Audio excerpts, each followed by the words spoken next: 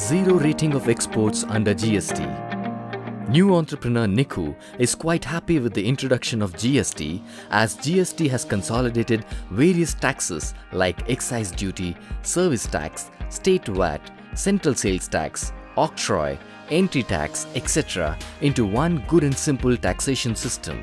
She is also happy as the process of filing of returns is now electronically enabled by the GST network or GSTN, making her tax compliance simpler.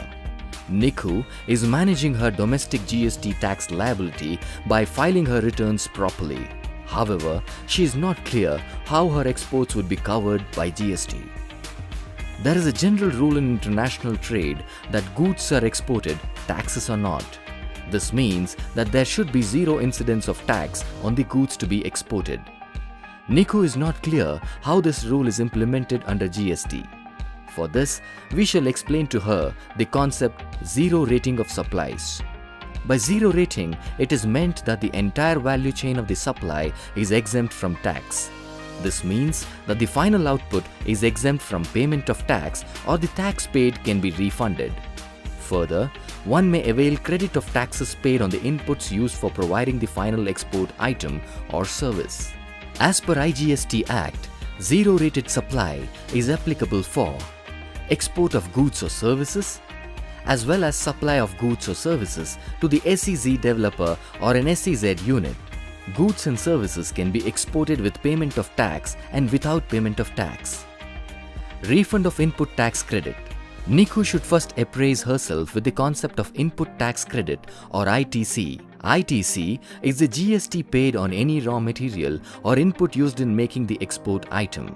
For example, when making a shirt, any GST paid on fabric, yarn, buttons, labels, or any other inputs used in the shirt would be added to the ITC of that shirt. Niku may apply for refund of such an input tax credit accumulated if the given item is exported. The application for refund of ITC is made on GSTN and processed by the concerned GST range office. Export under letter of undertaking without payment of IGST. The facility of export under LUT is available to all registered persons who intend to supply goods or services for export without payment of IGST. For this, a letter of undertaking shall be furnished on the letterhead of the registered person for a financial year as per the format specified under the GST rules. The LUT shall be executed by the working partner, the managing director, or the proprietor, or by a person duly authorized by the proprietor, working partner, or board of directors. Export with payment of IGST and refund. For exports under payment of tax, on each export IGST will have to be paid. IGST can be paid using the accumulated input tax credit, or if credit balance is insufficient, by payment through cash. When exported with payment of tax, the given IGST paid is eligible for refund. The refund of GST paid on the goods exported is covered by the CGST rules. Instead of filing a separate application for refund, the shipping bill filed by an exporter is deemed to be an application for refund in such cases. Thus, if the shipping bill, EGM, and the valid return form is filed, the application for refund is considered as completed. The refund will be processed automatically thereafter. Who processes the IGST refund? The IGST refund module has an inbuilt mechanism to automatically process and grant refund under validation. GST network transmits the GST return data electronically to customs. Here, it is matched with the shipping bill data.